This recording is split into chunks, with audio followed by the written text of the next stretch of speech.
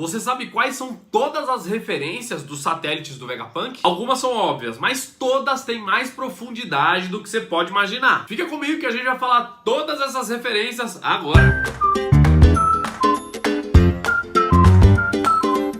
Eu sou o Igor e tem inspirações e referências em praticamente tudo que aparece dentro do mundo de One Piece. Tem nacionalidade real de personagem, ilhas que são países, e os satélites de um cara importante igual o Vegapunk não ia ser diferente. Então bora, vamos falar de cada um deles. Primeiro é Shaka, a bondade. Eu primeiro tenho que falar do design do Shaka, que é muito baseado no Daft Punk, que foi uma dupla francesa de música eletrônica, mas para só por aí as coincidências, é só aparência mesmo. A maior inspiração do líder dos satélites do Vegapunk é uma pessoa que existiu no nosso mundo e já foi chamado de muitos nomes diferentes. Um deles é Shaka Muni. Shaka seria o nome da tribo que ele vivia e Muni significa sábio. E aqui já começam as coincidências, porque a característica principal do Shaka, personagem de One Piece, é ser um líder com discernimento, sábio, no meio da sua tribo de Vegapunks. O nome de nascimento dessa pessoa real é Siddhartha Gautama. Era de família muito rica, tipo, muito mesmo, e não sabia o que era o sofrimento porque nunca tinha saído do palácio até os seus 29 anos de idade. Quando ele viu toda a miséria e desgraça da população,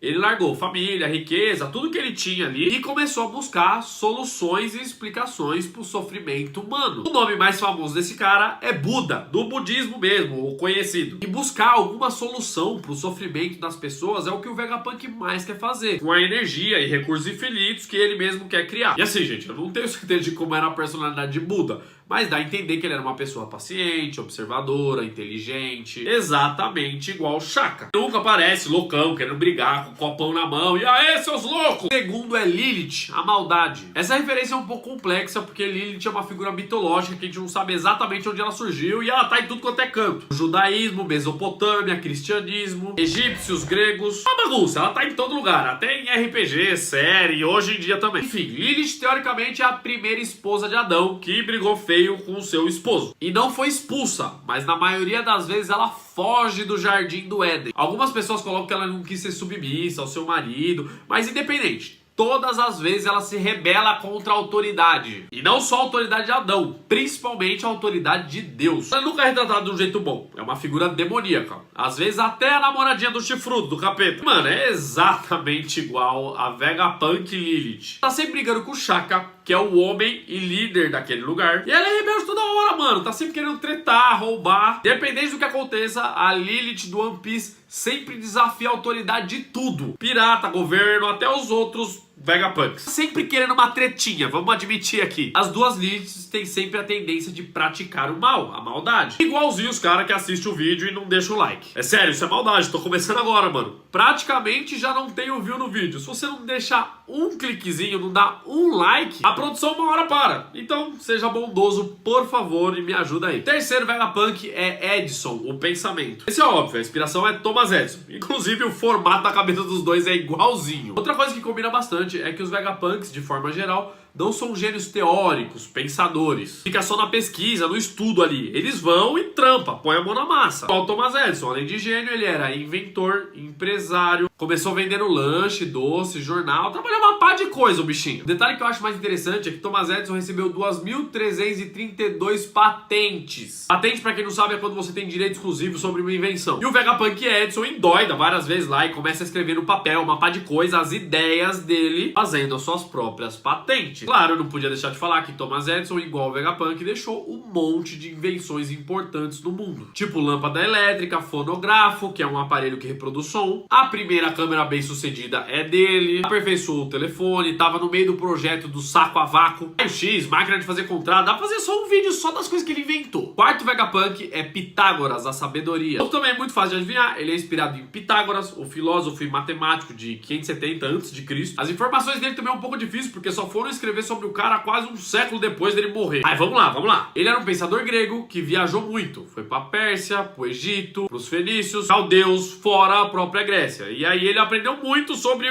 muita coisa. E essa parte de viajar bastante combina com o Vegapunk e também o One Piece pela quantidade de ilha. Pode falar, cada flashback é aquele cabeção do Vegapunk tá numa ilha diferente. Pitágoras manjava muito de geometria e a principal contribuição dele pra matemática foi descobrir o quadrado da hipotenusa, a soma dos catetos. Vocês estão ligados? Aquele negócio que a gente mente pra gente mesmo quando a gente tá na escola, falando que nunca vai servir pra nada, mas é bom pra caramba saber. E o papel do Vegapunk Pitágoras é praticamente ficar ali na frente do computador, fazendo conta, tentando resolver a baderna que tá em Egghead. Quinto, a minha favorita é Atlas, a violência. Atlas faz referência ao titã grego, Atlas. Oda tava criativo nesses últimos 3 nomes. E a parte que eu achei que bate mais é o castigo do Atlas mitológico. Depois que os titãs perdem a guerra contra os deuses do Olimpo, Atlas é condenado a carregar o peso do céu nos ombros. O mito de Atlas, de forma geral, ele representa o excesso de obrigações, de afazeres do nosso dia a dia. E pra mim não é coincidência que a Vegapunk Atlas é a única que parece ali que tem uma tarefa fixa, que usa força e parece um trabalho, que é lutar contra aqueles kaiju estranhos de luz lá. Mas é legal que Atlas, tanto do One Piece quanto da mitologia, não são tratados como uns brutos fortes, burro. Um é querendo ou não um Vegapunk, então também é um gênio, e o outro acreditava que ele conhecia a posição dos mares, das cidades, das constelações. Por isso o nome Oceano Atlântico, Atlas Geográfico e todas essas coisas aí. E uma coisa legal é que Atlas era irmão de Prometeus, não da Nami ou da mitologia. Sexto é York, a ganância. Esse provavelmente é a referência mais difícil. A Vegapunk é inspirada na cidade de York, na Inglaterra. Ela é uma cidade muito antiga, fundada pelos romanos, que já teve uma pá de nome diferente. E apesar de todas as suas invasões, destruições, reerguimento, ela virou um polo comercial em várias épocas diferentes do mundo. A cidade foi muito importante para